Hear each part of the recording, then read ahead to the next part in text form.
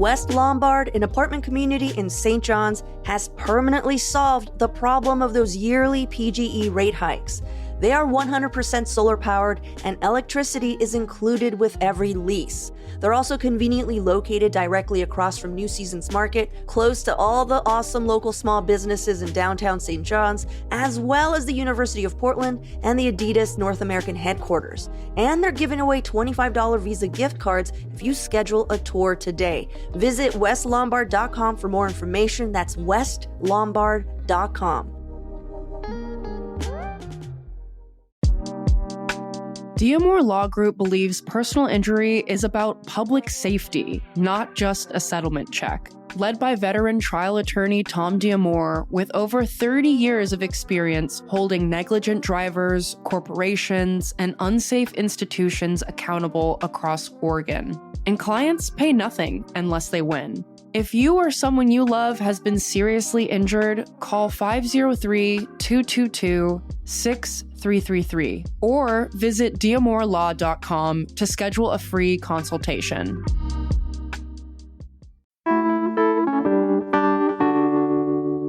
Last year, Portland leaders declared a major milestone in the city's response to homelessness. More than 1,500 new shelter beds opened. The city also resumed enforcement of its controversial public camping ordinance. But even with those changes, homelessness has continued to rise. And as the new year begins, the big question is, what happens next? Especially now that this year might bring federal funding changes that would directly affect our local response. So today on CityCast Portland, we're talking with Oregonian homelessness and mental health reporter Lillian Mongeau Hughes. She's giving us an update and a look ahead on one of our city's biggest ongoing issues. It's Tuesday, January 13th. I'm Claudia Meza, and this is what Portland's talking about.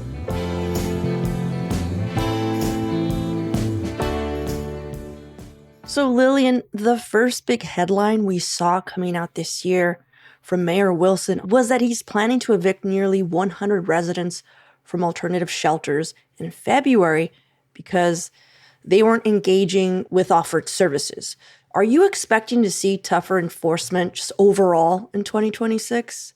That is a great question. And it's unfortunately one of those where there's no clear answer. I think that the mayor is pretty clearly at this point taking a sort of tough love approach to homelessness in general. That can be seen in his no tents and tarps being handed out. You don't have to go home, but you can't stay here kind of approach to people on the street. Mm-hmm. Starting November 1st, they've been enforcing the camping ban more seriously. That has included arrests.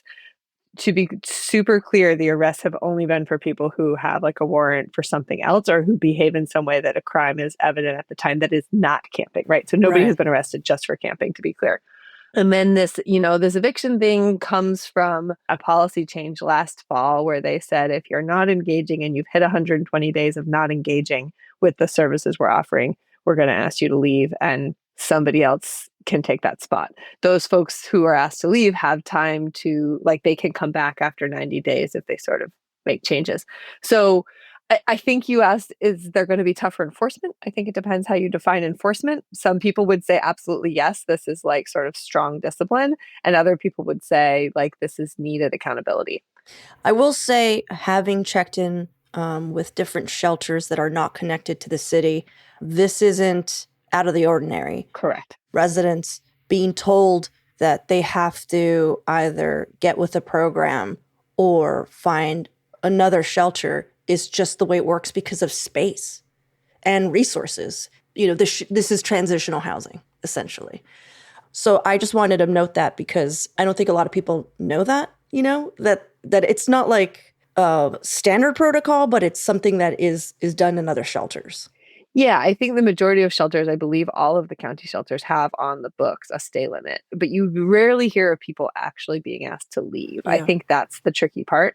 And what's unclear to me right now is, and I just really, truly don't know this, but I don't know what the rules for is this person engaging or not? How do you count engagement? That question is open to me. I've had several people write me notes who are staying in shelters now who say I'm doing everything I can, but I think they're going to think I'm not engaging because I haven't found housing yet. And like, is that going to be considered my fault and I'll lose my spot? And I don't know the answer to that question.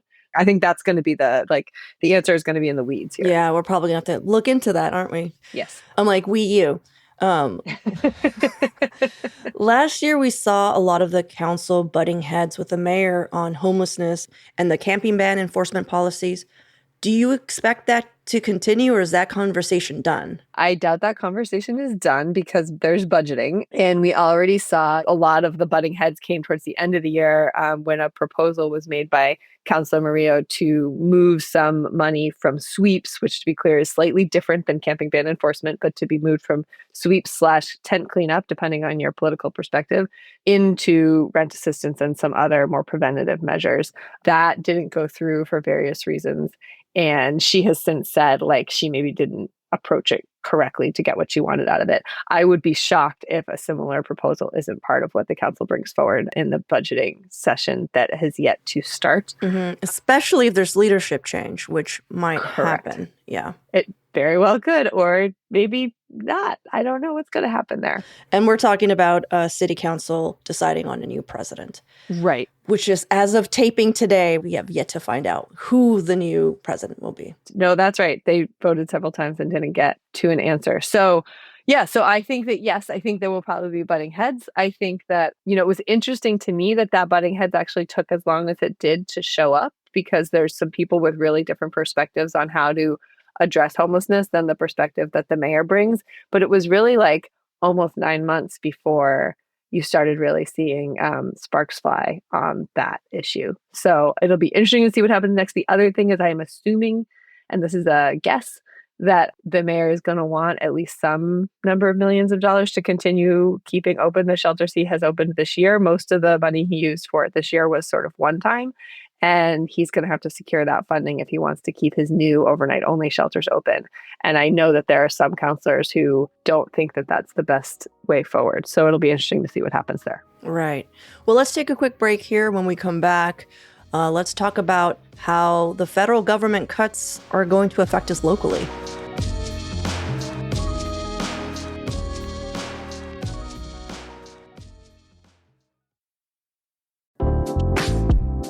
Currently at OMSI, you can dive back in time to explore what lurked beneath the surface in Monsters of the Abyss, aquatic predators past and present. This immersive exhibit takes guests on a journey through millions of years, revealing the rise and fall of Earth's most famous and fearsome aquatic predators. It even features a full-scale replica of a Spinosaurus, an aquatic dinosaur even larger than a T-Rex. There's also real fossils you could touch, as well as live animal encounters connected to these creatures of the past, led by expert educators who are ready to answer any questions you might have about life under the sea. This is a perfect outing for families and explorers of all ages. Tickets are on sale now at omsi.edu. That's omsi.edu.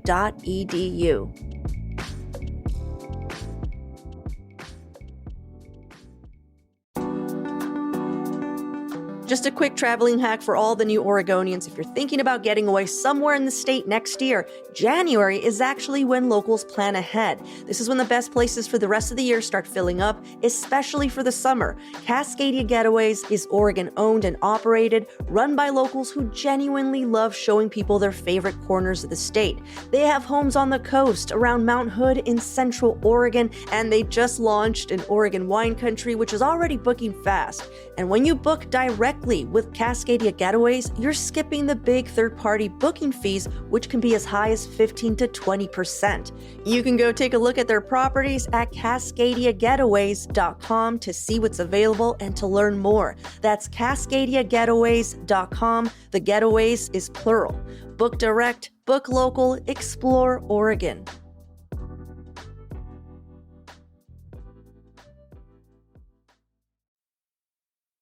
So you've said it's impossible to talk about homelessness in Portland in 2026 without talking about the federal government. Can you give us a quick primer on how federal money gets to Portland and how that's changing? Totally. So how federal money has been getting to Portland, I can give you a quick primer. How it's changing? Big questions, lots of big questions. There's one primary source of funding for homeless services that comes from the federal government. It goes to locales across the country, and that's money that comes from the U.S. Department of Housing and Urban Development.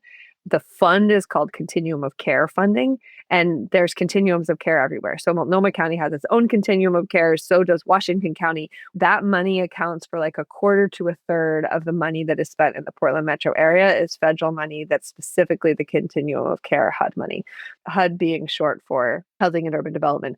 There's also money from that federal bureau that comes through for what's long been called Section 8 housing, but it's sort of like housing vouchers. Yeah. So those are generally for people who are not necessarily homeless first. Like they might already be in housing, but they're very close to the edge of not being able to keep their housing, and you can qualify for a voucher. There's famously not enough. There's like less of those than there are people who qualify for them. So that's another funding stream that helps with homelessness. There's also all these changes that we're talking about coming to Medicaid are going to affect the homeless population. One of the biggest ones that might go into effect this year is in Oregon now, you can be on Medicaid for 2 years before you need to like get reauthorized to stay on Medicaid. And a change that we're expecting to definitely happen is that now it's going to be every 6 months you have to get reauthorized. Oh my God. And that's coming down from the federal government. Correct. That is insane. Every 6 months. Specifically for people who are homeless, that is going to be incredibly difficult. And I've had people on the medical side of things say, like, in the end, they don't get paid and they can't run their medical services without people being on Medicaid. So I just want to say that, I'm fully housed. And if I had to every 6 months reapply for health insurance, I would not have health insurance. Same. No way. And I think most of us, there is no way we're going to be able to juggle paperwork and our job. I can't even imagine. And then juggling being homeless. Like, that's ridiculous. I just think about how many emails we get from HR in the like reauthorization period for health insurance. And they're like, don't forget. And these are all people who literally for their job sit at their desk and could fill out a form, anytime. So that's going to be crazy. And then there's like a whole bunch of other funding streams, right? Like there's funding that specifically goes to homeless youth. That is at risk. There's funding that specifically goes to women and children. Like that is at risk. But I keep saying at risk because we're not sure in most of these cases yet what the changes will be. So the Department of Housing and Urban Development, which is like the big kahuna in this fight, they put out a proposal for like, here's what we're going to do. We're going to make it so if you want to get this money, you for example, can't serve specific populations. Like you can't have like a woman specific population. You have to define gender the way we define gender, which is there's only 2 genders, like all bunches of things like that. That right now is tied up in the courts. Now, a judge has said you can't change the rules this way. Yeah. And then at the same time that it went to court, the federal government was like, okay, we pull those rules. But what they also pulled was the deadline for the application for the money for this year.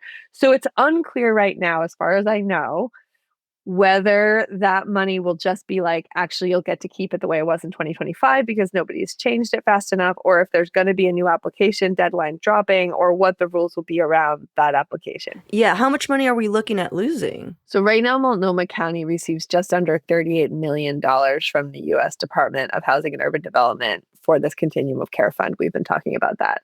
And then the one other thing I want to say about that is that in addition to all those like sort of values changes they might make to how you get the money, they're also saying that you can't use that money for what's called permanent housing. And that means that if you have been homeless and I have rapidly rehoused you with money from the federal government, you can't like stay getting that money for any period of time. And right now, 96% of the $38 million that Multnomah County gets is spent on rent assistance and keeping people in permanent housing. So if you suddenly couldn't be using that money that way, there are people who currently are housed now who have been getting that assistance who would potentially lose that assistance. So this policy change, if it happened, would make more people homeless. Like people who we have already sort of pulled out of homelessness would have to be sent back into it. Right. Man, the county has a lot to deal with. It's so hard to plan for your programs if you don't know how much money you're going to get. And I think a lot of people also don't understand that federal money, as you've been kind of explaining, comes with a lot of strings attached. So, well, and the strings are changing. The application for years, decades, it's been the same strings. And so both the county and the city, when they apply for federal money, like they know what they're doing. Like they know how to get that money. They secure it year after year after year. But if all of a sudden the strings are changing and the deadlines for getting it are changing, and there's questions and concerns from officials that the Trump administration specifically won't give money to blue cities where political disagreement with the president has been rampant, which it certainly has been in Portland. That's a factor in judging whether or not we get money. Like, it's really, I don't know what's going to happen. I don't want to say because I don't know, but it doesn't seem great. Yeah. Well, let's take a quick break here. And when we come back, how the county is planning to deal with all this.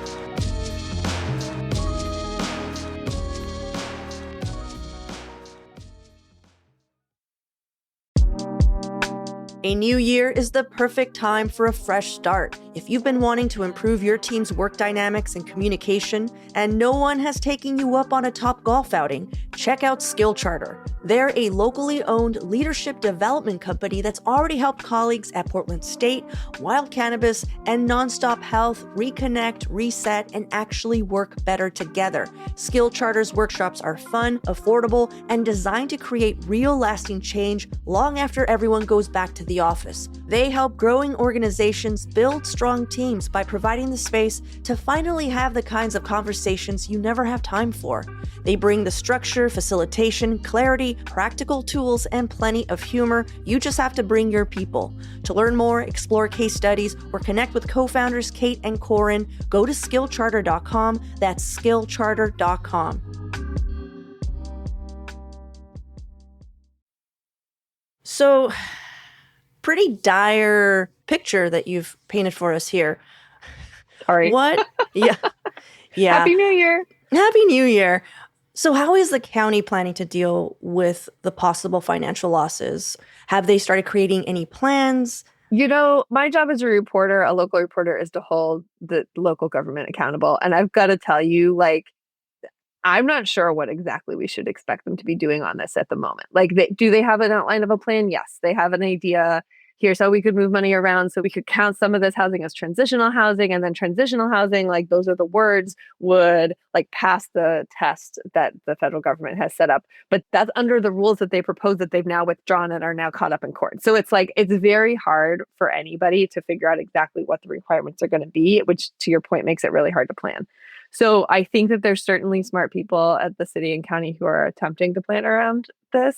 And we should also mention here that local tax revenue is falling. So is state. I was going to ask, because I was like, well, we have the supportive housing service tax. We do. And supposedly it was like raking in a lot more than they knew what to do with. That used to be true. Okay. So yeah.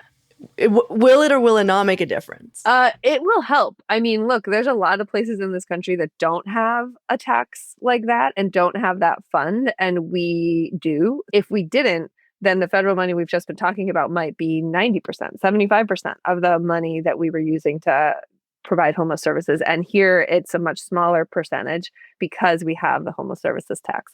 So yes, it will help.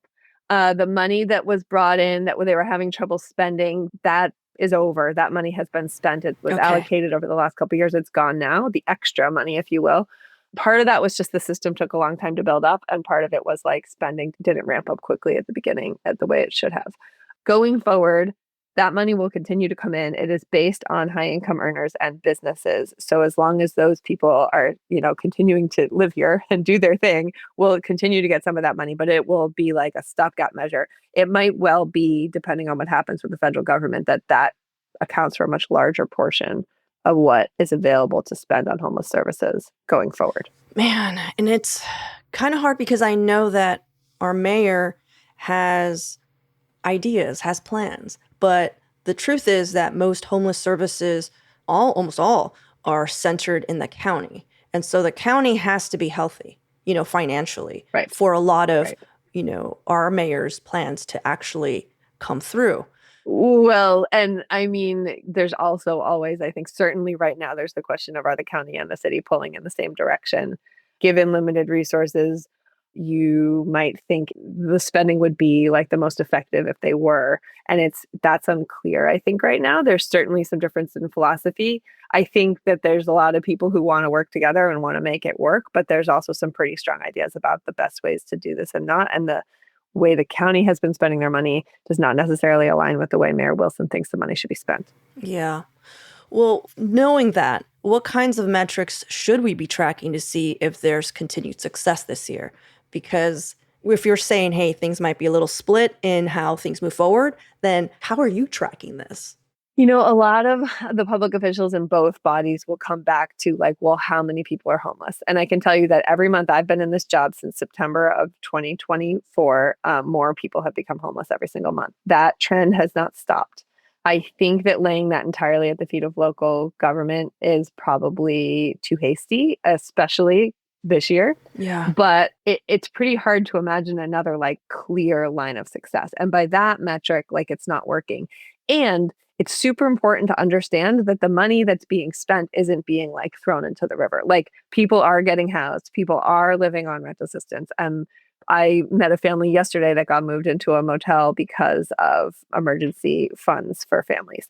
So like the money that is being spent is being used and people are being helped. The problem is just very, very big and it's getting bigger and the money isn't keeping up with it. So you asked me how we measure success, and I don't know if that's an answer. I mean, success would be the number of people who are homeless going down, and we're very far from that right now. Yeah, just the basic number of like, are there still homeless people? Well, and even if it's headed in Or the right even if the direction, like trend- the trend is up. Yeah. I mean, when I started this job, it was like, I think they thought about 14,000 and now we're above 16,000. So like since I've started, like I haven't had success if I was supposed to end homelessness Yeah. as a reporter, like that is not going in the right direction. And unsheltered homelessness has also gone up, so since this mayor took office with promises of ending unsheltered homelessness. So do I think that's his fault? Not necessarily. I'm just saying that like that's the ultimate metric. And by that metric, we don't have the resources to finish that job. And a lot of people say, well, yes, we do. Here's all the money we have. And certainly some of it has probably been spent poorly. And also, like, some of it's been spent really well. Do you ever, because I know you focus a lot of your reporting locally, and now you have to, of course, think about all the ways that the federal government is affecting our region. Because sometimes, like, I get in a loop of anger, thinking how usually it's the cuts from the federal government, and we're talking decades, in social services in general. We're talking about closing state hospitals, closing all these things that essentially created the massive wave of homelessness that we began to experience as a society, as a nation, but yet it falls to the local jurisdictions, the local governments to fix it. And do you ever just like, write in your slam book about that? I think that a lot of local officials are pretty pissed about that. I don't think I'm putting words in their mouth. I mean, it's very frustrating that interaction has landed that way. And I was at a conference last year, a national conference, and it was an expert on homelessness, national expert. And like, these are all local journalists. They're all raising their hand. Well, my mayor's going to do this and my mayor's going to do that. And what do you think will it work? And the woman was like, mayors don't fix homelessness. It's not a thing. Like no mayor ever has fixed homelessness. They do not have the resources. It's just like, you can't do it. There are some cities that have had some success, mostly by building like rapid amounts of housing really quickly, which is not something Portland is well set up to do at this moment. But it's few and far between. I mean, to your point, this trend of homelessness going up is national. The trend of not having enough spaces for people who need like long-term care, mental health care, and severe mental health issues. That's a huge, huge problem. There's a not insignificant number of people who specifically are living outside who have really big mental health issues and they need more help. And we don't have that. When you're talking about those people, I don't know if it matters if it's like an overnight shelter bed or a 24-hour shelter bed or a transitional living, like they maybe can't do any of it. Yeah. Well, Lillian, we appreciate you taking the time from your busy day of reporting to talk to us, make sense of what's happening. I know that 2026 is going to be a pretty hectic year for you, but we'd love for you to come hang out with us and check in occasionally. Like, I have so many questions about shelters right now that I'm sure you're going to start looking into even more now that they're online. Totally. And hey, I want to leave you with one thought because you said the thing about local government being stuck with the bill. Yeah. I think that it is also true, and I think Mayor Wilson would say this, as would many other local government officials, is just because you maybe can't fix the whole problem doesn't mean you shouldn't try to do something. And I think there are a lot of people in local government who are trying to do something. So whether or not they're doing it right and how much shade we want to throw is up to us. But I do think that's true. And I would start the new year recognizing that there are people in local government who are trying to do the right thing. Yeah, that's a wonderful place to end. Thank you. Cheers.